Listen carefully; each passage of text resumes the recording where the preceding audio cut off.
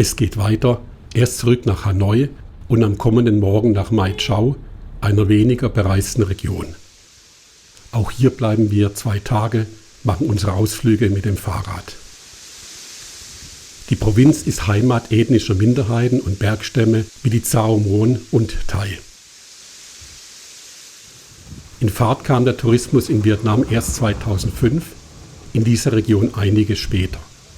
Vorher noch hatten die meisten Menschen hier vielerorts kein fließend Wasser, manchmal sogar keinen Strom. Die Infrastruktur war sehr schlecht.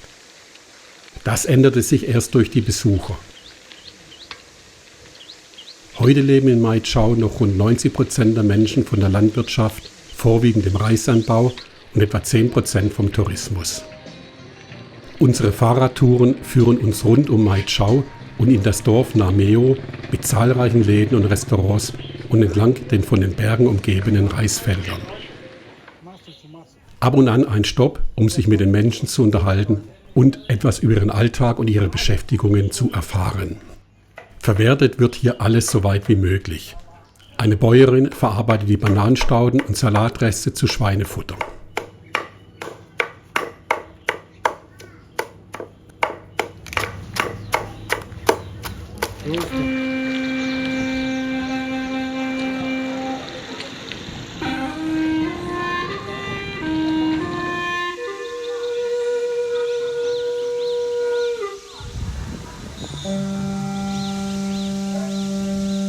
Jetzt im März werden die Reissetzlinge gepflanzt.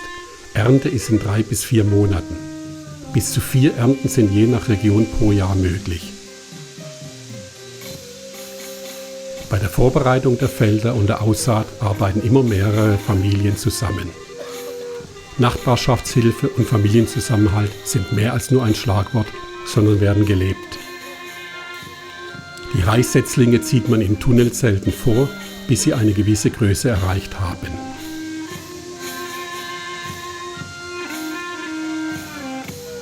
Derzeit hat es 34 Grad Celsius und 90% Luftfeuchtigkeit, obwohl wir ungefähr 900 Meter hoch sind.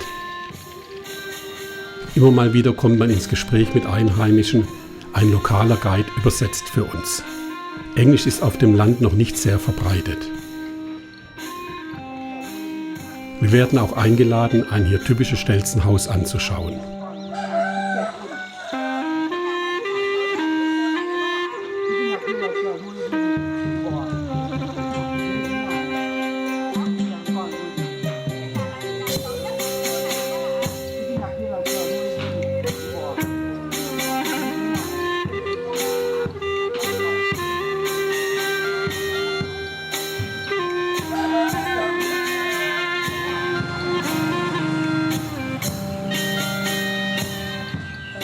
Wasserbüffel sieht man auf den Reisfeldern nur noch selten. Ihre Tätigkeit haben motorisierte Pflüge übernommen. In der Nähe ist lautes rhythmisches Klopfen zu hören. Hier üben Reisbäuerinnen für eine abendliche Tanzvorstellung in einem Hotel. Für sie ist es Hobby und zugleich ein kleiner Nebenverdienst.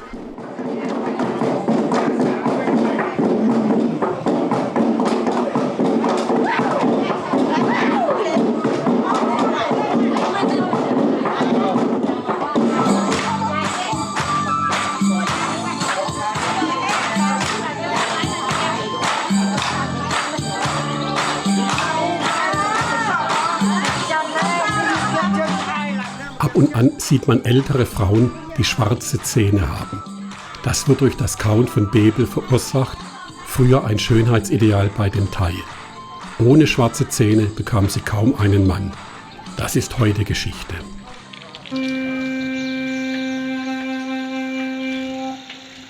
Beim Handwerk spielen Textilien eine wichtige Rolle. Die hier lebenden Ban Lak sind eine traditionelle Volksgruppe der weißen Thai. Die Frauen sind talentierte Weberinnen, die traditionelle Kleidung und Souvenirs in Handarbeit herstellen. Die alltägliche Kleidung produziert man aber nicht mehr in den Familien selbst. Es ist billiger, sie fertig zu kaufen. Gewebt werden vor allem Schals und Tücher für die Besucher auf alten traditionellen Webstühlen. Für einen handgewebten Schal benötigt eine Weberin bis zu 3 Tage. Die Kosten 150.000 Vietnam Dong, weniger als 6 Euro.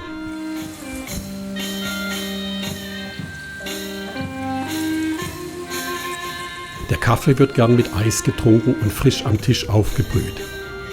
Will man das nicht, muss man ihn explizit heiß und ohne Eis bestellen.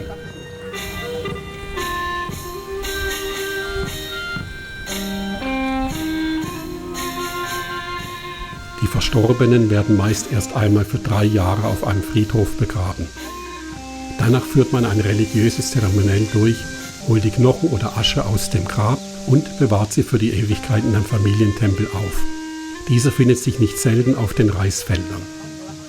Diese Zeremonie ist wichtiger als die Erstbestattung selbst.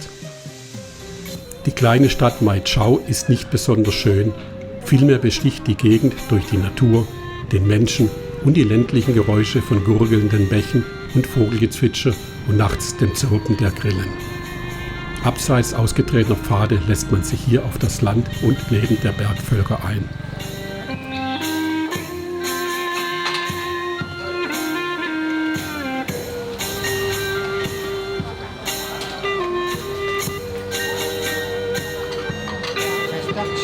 Aber nicht zum Eier.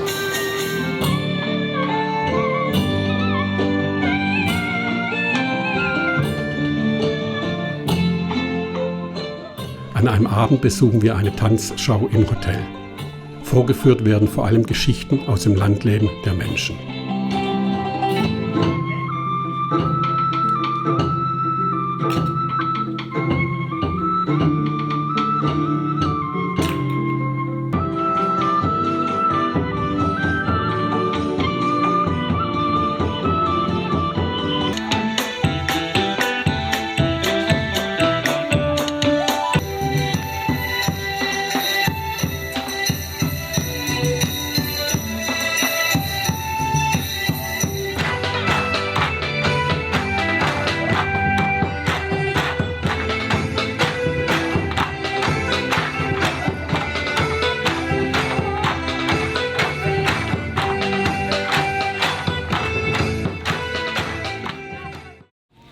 ...140 Kilometer nordöstlich liegt mit Hoa Lu eine der wichtigsten kulturellen und historischen Stätten des Landes, zugleich Weltkulturerbe und für 41 Jahre die Hauptstadt Vietnams.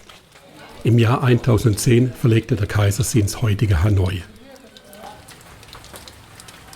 Es finden sich aus damaligen Zeit noch einige der Palastgebäude und Tempel, Fisch- sowie Lotusteiche, Blumengärten, Heiligtümer, viele Holzschnitzereien und Steingravuren.